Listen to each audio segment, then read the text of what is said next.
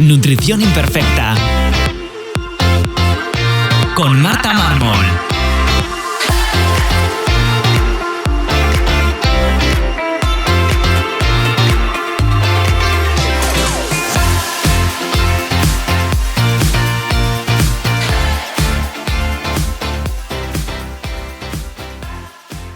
Bienvenidos a Nutrición Imperfecta, el podcast de Marta Mármol. Un lugar para aprender a cuidarte y a empezar a ver la nutrición como una aliada para recuperar tu salud y encontrarte mejor. Te recuerdo que puedes descargarte mi ebook gratuito Síntomas digestivos de la gran epidemia en martamarmol.com/ebook. Y si quieres que te acompañemos en tu caso particular para recuperar tu salud, puedes reservar consulta con cualquier persona del equipo, tanto de nutrición como de psicología, en martamarmol.com.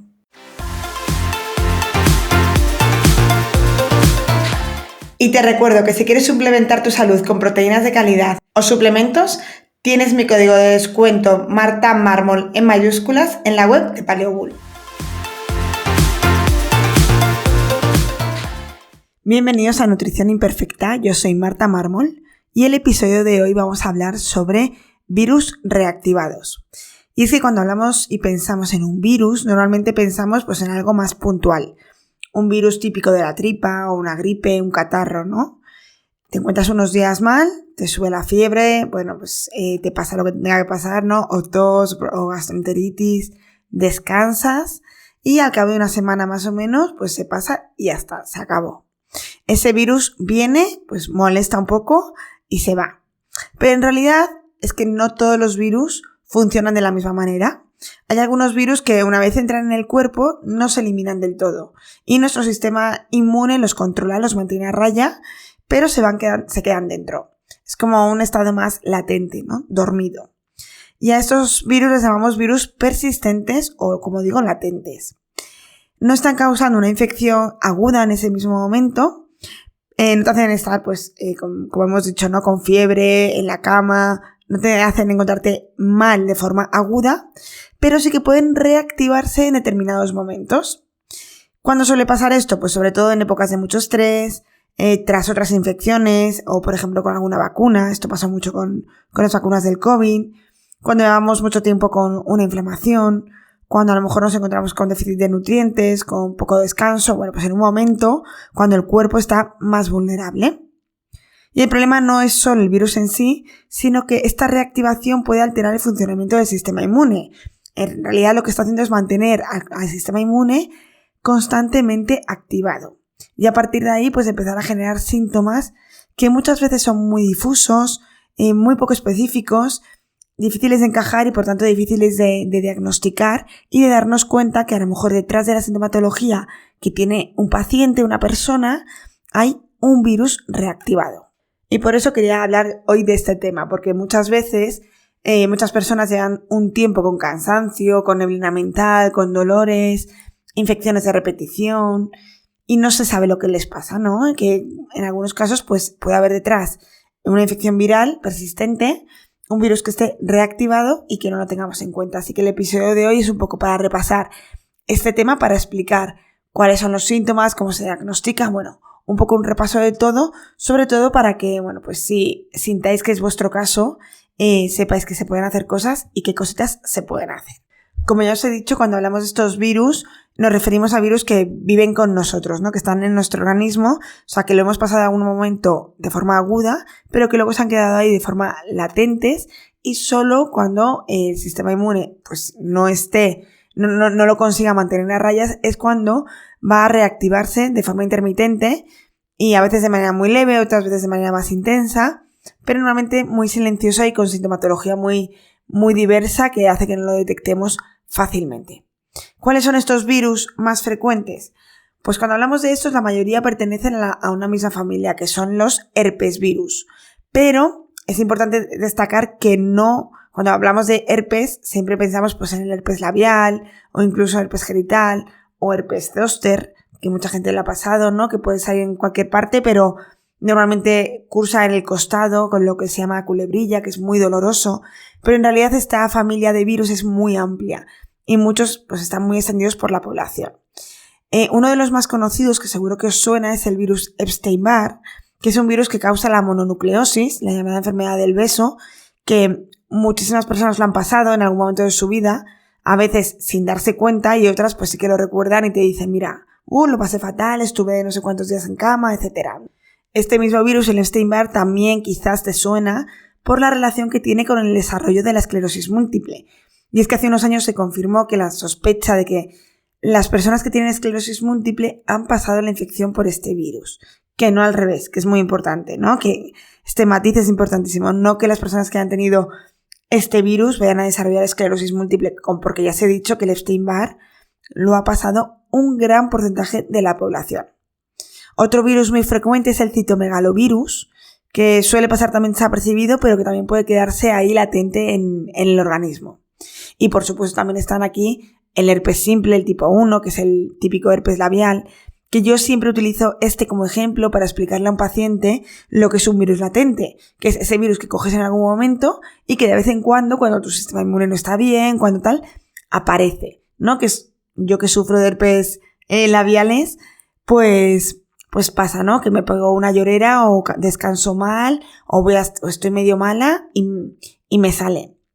Entonces, es la forma de visualizarlo mejor, porque con el herpes simple, con el labial, vemos esa herida que nos sale en el labio, entonces lo vamos a ver mucho más fácil. De la otra manera, otras reactivaciones virales no las vemos tan evidentes porque ya os digo que la sintomatología es muy difusa, que luego la vamos a ver, pero no es tan evidente como en este herpes labial, ¿no? También hay otros herpes virus, el parvovirus. Pero bueno, lo más importante aquí no es tanto el nombre del virus, sino entender que haber estado en contacto con ellos, que es muy común, y que tenerlos en el cuerpo no es estar enfermos, simplemente que sí que los tenemos que tener en cuenta y que se pueden reactivar. Vamos a ver la sintomatología más común, aunque creo que lo más característico es que no dan síntomas muy específicos. No hay una señal clara de esto es por un virus, ¿no? Menos en el herpes, que es evidente.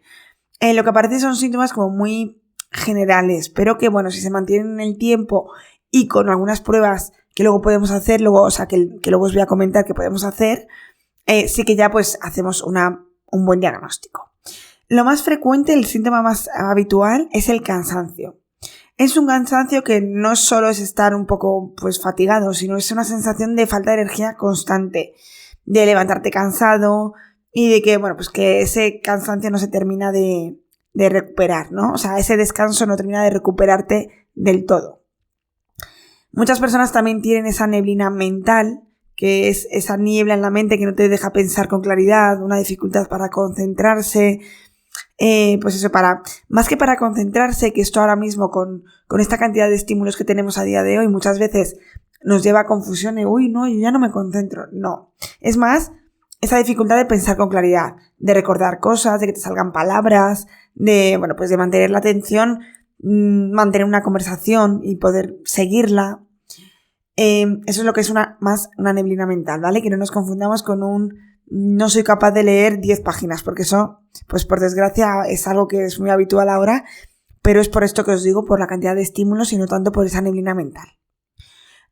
Otro síntoma a nivel más físico son dolores musculares o articulares, mialgias, artralgias, a veces que van cambiando, que van de un sitio a otro, que no es siempre en el mismo lugar, o que evidentemente que no responden a una lesión que tengamos, ¿vale? Otro punto también es esa bajada de defensas. Personas que de repente empiezan a encadenar infecciones que se ponen malos todo el rato, ¿no? Resfriados frecuentes, aftas, herpes labiales que aparecen una y otra vez, pero esto es lo más fácil de diagnosticar, como os he dicho antes. Una cosa muy característica es esa sensación de febrícula, como de que tienes fiebre, tienes unas décimas, y que luego cuando además te miras la temperatura no tienes décimas. Y esto además suele ocurrir más por la tarde, que es cuando más actividad tienen los virus, que esto lo sabéis cuando estáis malos con un catarro, que parece que pasáis todo el día bien, ¿no? Y de repente por la noche es cuando sube la temperatura y os da esa fiebre. No es una cantidad de fiebre alta, sino sería una infección aguda, es más esa sensación de febrícula, ¿vale? Y que luego eso, como os digo, no sube la temperatura. Pero bueno, luego también hay muchos síntomas más generales, ¿no? Pues dolores de cabeza, alteraciones en el sueño, sensación de inflamación. Pero bueno, algo importantísimo que tenemos que tener claro es que cada persona lo vive de una manera, nadie tiene los mismos síntomas ni con la misma intensidad, ni tiene por qué ser diarios, pueden ser que te venga a días y días no. Pero bueno, cuando juntamos todas estas piezas, cuando pues la persona que tenemos delante tiene pues un cansancio constante, persistente, a nivel cognitivo nota pues esa dificultad, tiene dolores, infecciones de repetición, bueno, pues vemos que algo está pasando, ¿no? Que puede ser simplemente una inflamación de bajo grado, pero sí que podemos mirar cómo está funcionando ese sistema inmune, y eso a través de una analítica podemos verlo para entender qué está pasando. Entonces, el siguiente punto es ver qué está pasando en ese sistema inmune, ¿no? Las infecciones o virus persistentes, el sistema inmune no es que esté apagado, no es que no esté haciendo nada, pero tampoco está siendo eficiente. Está como si fuese en un estado de alarma constante, pero agotado. Es decir, el sistema inmune, el cuerpo está detectando que hay algo que no está del todo controlado y mantiene activados ciertos mecanismos de defensa durante mucho tiempo. Este tiempo de activación continua, pero no de forma aguda, sino de forma como a medio gas, pues provoca una inflamación constante, de bajo grado, pero constante. Más silenciosa, no hay una sintomatología tan evidente como hemos estado viendo, pero sostenida en el tiempo. Y esto, pues al final, mantenerlo tanto tiempo activado tiene un coste, ¿no? Y es que consume muchísimos recursos del organismo y acaba generando esa sensación de desgaste del sistema inmune que no es capaz de atender a otras infecciones, por eso hay infecciones de repetición, este cansancio continuo, toda la sintomatología que hemos visto antes, mucha se explica por esa falta de respuesta del sistema inmune al estar desregulado, ¿no?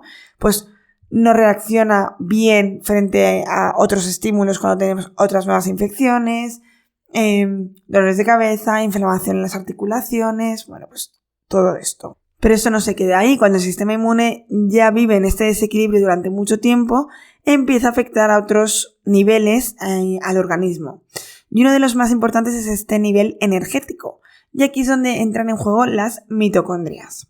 Las mitocondrias, de las cuales llevo tiempo queriendo hacer un episodio y no lo hago, son unas estructuras que hay en las células que son las encargadas de producir energía. Son como la fábrica, las centrales nucleares o eléctricas del cuerpo. Cuando hay una activación inmune que está mantenida en el tiempo y ese estado de inflamación de bajo grado pero crónica, como ocurre en las infecciones y como las que estamos hablando, las mitocondrias puede que no funcionen de la manera más óptima. Por un lado, porque el propio sistema inmune está consumiendo muchísima energía. Y por otro lado, porque esa inflamación va a generar sustancias que interfieren con la capacidad que tienen las mitocondrias de producir esa energía eficiente. Esto al final en la práctica se traduce en que aunque esa persona descanse, duerma, incluso intente hacer ejercicio, o sea, como que hagas todo bien, no consigue recargar bien esa batería, esa energía. Entonces, la energía se está produciendo, pero en menor cantidad y de peor calidad. Y por tanto, pues esa sensación de agotamiento, de ir siempre agotado, de ir siempre justo, es como si estuvieses todo el rato en modo ahorro de energía. Y al final la gente, por lo que yo veo, es que termina, pues no le queda otra, ¿no? Yendo a trabajar, haciendo planes con sus amigos, pero siempre con esa sensación de agotamiento que pues no te permite disfrutar del todo. O sea, aunque tú quieras, es que tu cuerpo no tira. Y cuando estas mitocondrias no funcionan bien, también va a afectar a esa capacidad de concentración, de tolerancia al esfuerzo físico, a recuperarte de cualquier actividad. O sea, es que afecta a todo al final. Si es que sin energía no nos podemos enfrentar a una calidad de vida o a un estilo de vida normal, por así decirlo. Y por supuesto, pues para mejorar esta situación no sirve que le digamos al paciente descansa más, ¿no? Sino que hay que entender qué está pasando y abordarlo y teniendo en cuenta cuáles son los mecanismos que pueden estar fallando. Entonces, después de todo esto, ¿no? La pregunta que seguro que te estás haciendo, ¿cómo se detecta esto, no? ¿Cómo sé yo que tengo un virus reactivado? Lo primero es interpretar todo lo que os acabo de contar, ¿no? Como siempre, una buena historia clínica. No siempre hay que empezar todo con analíticas. Hay que escuchar, ver qué ocurre, ¿no? En consulta para mí es fundamental escuchar bien a la persona y repasar todos estos síntomas. Pues, por no repetirme, pero bueno, si hay cansancios, hay fiebres, hay dolores, pues todo esto que acabamos de decir. También es muy importante preguntar antecedentes. En algún momento has tenido mononucleosis, te suena haber tenido, herpes, que es muy habitual, te suena haber, pues yo qué sé, te suena haber tenido Epstein-Barr, aunque no es tan común. Aunque ya os he dicho que esto muchos pacientes sí que recuerdan, pues tuve una mononucleosis súper activa, pero la mayoría te dirán que no tienen ni idea, ¿no? Y eso no es un descarte. Con toda esta información ya podemos tener una sospecha clínica y a partir de ahí sí que tiene sentido apoyarnos en pruebas analíticas. Y las primeras pruebas son análisis básicos. En una analítica general podemos encontrar ya algunas pistas. Por ejemplo, los linfocitos elevados. Yo aquí en consulta siempre explico que los leucocitos, que los vemos desglosados en diferentes tipos de células como linfocitos, neutrófilos, monocitos, eosinófilos, basófilos, los comparo, para explicarlo de una forma sencilla, con los cuerpos de seguridad del Estado. Y dependiendo de lo que vayamos a ver elevado, en total, en porcentaje hacia el 100%, pero vamos a ver en porcentaje cómo se encuentran y eso, dependiendo de lo que veamos elevado, podemos sospechar o interpretar qué está pasando en el cuerpo. Entonces, por ejemplo, si encontramos comparándolo con los cuerpos de seguridad del Estado, los bomberos elevados, si yo de repente voy por la calle y veo que hay muchísimos bomberos, pues digo, mira, ahí hay fuego, ¿no? Sospecho que, aunque no tiene por qué ser así, ¿no? En consulta siempre digo, puede ser que estemos rescatando a un gatito en el tejado, a una abuelita, en donde sea. Es decir, no siempre va a ser lo único de lo que sospechemos. Pero bueno, si vemos bomberos es muy sospechoso de que haya fuego. Pues aquí lo mismo. Si vemos los linfocitos elevados, podemos pensar en que hay una infección viral, una infección de algo que está ocurriendo dentro de la célula. Puede que sea un virus de los que os he dicho al principio de manera aguda, que en el momento que te hagas la analítica pues estuvieses con un catarro, ¿no? O con una gastroenteritis, por ejemplo. Entonces, yo ahí siempre suelo preguntar al paciente, ¿recuerdas que en el momento de hacerte los análisis estuvieses malo? Y a veces te dicen que sí, a veces te dicen que no. Entonces yo ahí digo, vale, ¿tienes análisis anteriores? Mándame análisis del año pasado, de hace 2 años.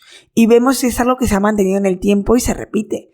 Porque una analítica, recordad que es una foto del momento puntual. Entonces, por una analítica no podemos sacar conclusiones. Pero, es que llevo toda la vida con los linfocitos elevados. Tuve una paciente que me decía, claro, yo siempre que voy al médico me dice, pues estarías mal el día que te hiciste los análisis. Y claro, la primera vez, pero cuando ya se lo han dicho 20 veces en su vida, decía, no, porque siempre me dicen que estoy mala cuando los análisis. Pues porque teníamos virus reactivados. Entonces ya tenemos ese dato de linfocitos elevados. Cuando el proceso se alarga mucho en el tiempo, podemos también encontrar esos leucocitos, que es el total de los glóbulos blancos, más bajos, como si el sistema inmune estuviese ya agotado después de tanto esfuerzo y no conseguirlo, ¿no? También nos vamos a encontrar algunas alteraciones en el metabolismo del hierro. Cuando en las fases más inflamatorias podemos encontrarnos el hierro en sangre bajo. Esto ocurre porque el hierro se oxida muy rápido y si hay una infección con un estrés oxidativo alto, el cuerpo lo que hace es guardar ese hierro en el hígado en forma de ferritina para protegerlo, ¿no? Para que no se oxide. Por eso podemos encontrar en una fase aguda una ferritina normal, incluso alta, o sea, unos depósitos de hierro perfectos, pero en cambio el hierro en sangre bajito. Y ahí decimos, ¿qué está pasando? Porque es que siempre hago comparaciones con todo, ¿no? El hierro en sangre lo comparo con el dinero que tienes en el bolsillo y así me lo enseñaron, y el hierro guardado en la ferritina, por ejemplo, pues el dinero en el banco. Pues si estás en un lugar peligroso, si te vas a la ciudad más peligrosa del mundo, no creo que lleves mucho dinero en efectivo, ¿no? Por si acaso te roban. Pues aquí igual, lo guardas en el banco. Pues aquí igual, si estás en una situación inflamatoria, oxidativa, incluso que hay un patógeno, que hay una infección, y ese patógeno puede aprovechar ese hierro para él. Entonces lo que hace el cuerpo es guardarlo. Incluso hay otro mecanismo, y es que cuando hay una infección a nivel intestinal, el hígado genera una proteína, la hepcidina, que va a hacer que a nivel intestinal no se absorba hierro. Es una forma del sistema inmune de dejar de tener hierro disponible para el patógeno. Por tanto, nos podemos encontrar en una analítica o el hierro en sangre bajo, o incluso si ha pasado ya mucho tiempo, la ferritina también bajita, también pues por lo mismo, ¿no? Que al llevar mucho tiempo, pues esos depósitos de dinero en el banco se han ido perdiendo porque no va entrando dinero. No va entrando hierro, que aquí mezclo entre dinero y hierro, pero quiero que me entendáis. Estas son las señales más habituales, esos linfocitos elevados, leucocitos bajos, hierro bajito en sangre y ferritinas, pues dependiendo la evolución o normales o altas, o muy bajitas porque están desgastadas. Y con todas estas señales juntas, síntomas, evolución, analítica, sí que es cuando tiene sentido pedir serologías, es decir, anticuerpos frente a los virus más frecuentes. Estas pruebas nos ayudan a ver si ha habido un contacto con estos virus o si hay signos de reactivación. Siempre hay que interpretarlos en conjunto, no de forma aislada. Al pedir serologías vamos a encontrar diferentes tipos de anticuerpos, de inmunoglobulinas, que es lo que vamos a medir. Los que nos indican si hay una infección aguda, es decir, pues estás pasando ahora mismo la infección. Eso normalmente, yo por ejemplo en consulta es muy raro que lo vea, porque eso es lo típico que se podrá ver en un hospital porque la sintomatología es muy aguda, no es algo crónico como lo que suelo tratar yo. Y luego están los anticuerpos que nos hablan de si hemos pasado esa infección en algún momento, es decir, si hemos creado anticuerpos frente a ese virus, como puede ser, por ejemplo, si nos hemos puesto la vacuna frente a la hepatitis, por ejemplo, ¿no? Hemos generado anticuerpos, pues podemos verlos. Pero, ¿qué ocurre?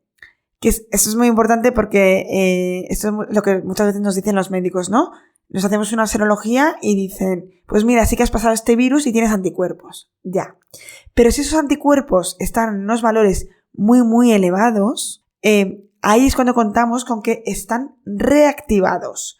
Es decir, están generando al sistema inmune esa reactivación de la que hemos hablado durante todo este episodio. Y esto me parece importante que lo entendamos porque muchas veces, como os digo, con esta serología hecha nos pueden decir, no tienes nada, simplemente te indican que has pasado la infección y a lo mejor pues te lleves un diagnóstico de fatiga crónica, de fibromialgia o de alguna de estas cosas que normalmente pues es ese cajón desastre de síntomas que nadie sabe explicar, ¿vale?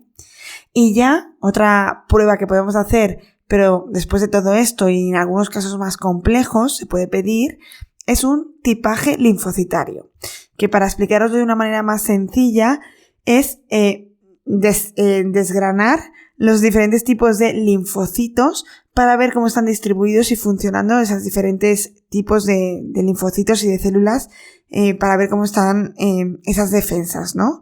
No es una prueba que se haga siempre, pero en algunos casos pues puede aportarnos información pues cuando queremos entender por qué no está respondiendo bien ese sistema inmune más en profundidad.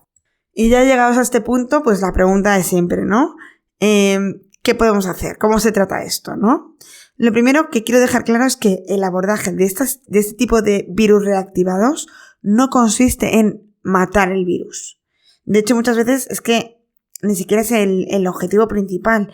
Aquí el foco siempre tiene que estar en ayudar al cuerpo a recuperar ese equilibrio, es decir, ayudar al sistema inmune que vuelva a hacer su trabajo bien y que el virus deje de estar dando problemas y generando esa sintomatología. Uno de los pilares fundamentales es el descanso y seguramente esas personas ya lo hagan porque no les quede otra de la sintomatología que tienen. Pero no solo el descanso, sino también la gestión del estrés. Y de verdad, aquí no es como algo secundario, tenemos que ser muy insistentes porque es que si hacemos todo lo que vamos a contar después sin hacer esto, pues seguramente el sistema inmune no remonte, ¿vale? La nutrición, por supuesto, también juega un papel muy importante. Tendremos que darle una alimentación al paciente antiinflamatoria porque ya hay una inflamación de base adaptada a cada persona porque cada caso será un caso, evidentemente. Súper nutritivo, que dé nutrientes a las mitocondrias para que funcionen correctamente. Y en un proceso con virus, el sistema inmune utiliza la vía glucolítica, es decir, utiliza hidratos de carbono como primera línea de energía. Por tanto, es importante que les demos carbohidratos. No tiene por qué ser una dieta súper rica en carbohidratos, de hecho no la recomendaría, pero sí que haya en cada comida carbohidratos de calidad, tubérculos, legumbres, arroz, quinoa, trigo sarraceno y por supuesto frutas y verduras. ¿Y por qué digo esto? Porque muchas veces se trata esto con una dieta keto y esto es una locura, porque aunque el sistema inmune puede utilizar las grasas como sustrato, lo más óptimo y su vía de elección no va a ser esa. Igual que tampoco recomiendo ayunos súper prolongados, pero que un ayuno normal, un ayuno nocturno de 12 horas, 15, pues bueno, siempre que luego en la ventana en la que se coma se consuman todos estos nutrientes y no haya problemas digestivos, etcétera, perfecto. Lo que no quiero es hacer grandes ayunos porque el sistema inmune necesita esa energía para poder pues tratar ese virus. Al final es una infección y necesitamos sustrato para tener energía. Y por supuesto en algunos casos la alimentación también va a ser utilizada para corregir algunos déficits que aparecen, ¿no? Pues como hemos visto antes el hierro, habrá que ver cómo está la vitamina D y suplementarla, habrá que ver cómo están las vitaminas del grupo B, el zinc, pues y otros micronutrientes fundamentales en el funcionamiento del sistema inmune, pero que esto habrá que verlo de manera individual. Y de cara a tratamientos, suplementos, ¿hay algo que podamos dar al cuerpo para que esto funcione? Pues sí, por supuesto que sí. Para mí la opción más interesante para el tratamiento del virus es la lactoferrina, que es una glicoproteína que tiene efecto inmunomodulador y que además potencia el funcionamiento del sistema inmunitario. Y que hace que también tiene mucha afinidad por el hierro, lo capta y compite con los microorganismos patógenos por este hierro, ¿no? En este caso con los virus ayuda a prevenir su proliferación. Pero además también tiene utilidad en otras infecciones como de hongos o parásitos, etc. Además también la lactoferrina se encuentra en nuestras mucosas, por lo que mejorar el estado de las mucosas va a favorecer pues esa función barrera que tienen nuestras mucosas y también que sobrecrezcan bacterias beneficiosas como pueden ser lactobacillus, bifidobacterias. Así que por tanto, o sea, mi primera opción, lactoferrina, de hecho yo la tengo siempre de botiquín, bueno, que termino dándola antes que tomándomela, pero utilizo la lactoferrina de Nepro, por si os interesa, que creo que es de las que mejor calidad tienen, calidad-precio. Y tenéis un código de descuento que es MMármol, las dos primeras M's en mayúscula. MMármol, las dos M's en mayúscula. Por si os interesa, a mí esa lactoferrina, ya os digo, la tengo siempre de botiquín y cuando me estoy poniendo mala, no hace falta que sean virus persistentes, puede ser un virus de catarro. Cuando veo que me estoy poniendo mala, me tomo unos días. Otro nutriente clave es la vitamina D. Ya sabéis, tenéis el episodio 80 en el que explico por qué es tan importante la vitamina D y cómo llegar a esos niveles óptimos. Pero esta vitamina D participa en la regulación del sistema inmune y ayuda a que nuestras defensas, nuestro sistema inmune responda de manera equilibrada, adecuada. Por tanto, si sabemos que llevamos tanto tiempo atacando a una infección, seguramente estos niveles de vitamina D se hayan drenado y estén más bajitos de lo normal. Así que medirla y en función de los valores que tengamos, pues poner una dosis u otra. La vitamina A también es súper importante, sobre todo para la salud de las mucosas, que ya hemos visto que, claro, esas mucosas son esa primera línea de defensa y por tanto, pues es la primera línea de protección frente a virus y otros patógenos. También se puede medir en sangre y en función de lo que tengamos, dar una dosis u otra. El zinc para mí es fundamental para una infección viral, ya que interfiere en el proceso de replicación viral. Por tanto, bueno, pues se mete en esa cadena de replicación y evita que ocurra. Por tanto, es fundamental para un proceso vírico. Y luego también me gusta mucho la micoterapia, es decir, utilizar ciertos hongos medicinales que modulan el sistema inmune. Es verdad que los hongos no nos sirve cualquier marca, porque los hongos, las setas en general, para quien sea recoger setas en otoño, sabéis que no podemos coger setas de agua de la carretera porque cogen todos los tóxicos. Pues aquí lo mismo, tenemos que asegurarnos que la marca que estemos utilizando sean unos hongos que sean ecológicos, que sean recogidos en un ambiente que sepamos que no tienen de todo, porque si no, imagínate, ¿no? Dar un suplemento lleno de tóxicos. Y a mí me gusta mucho la marca IFAS da Terra, que es de aquí de Galicia y tiene diferentes compuestos, diferentes productos enfocados a virus y a virus latentes como los que estamos hablando hoy.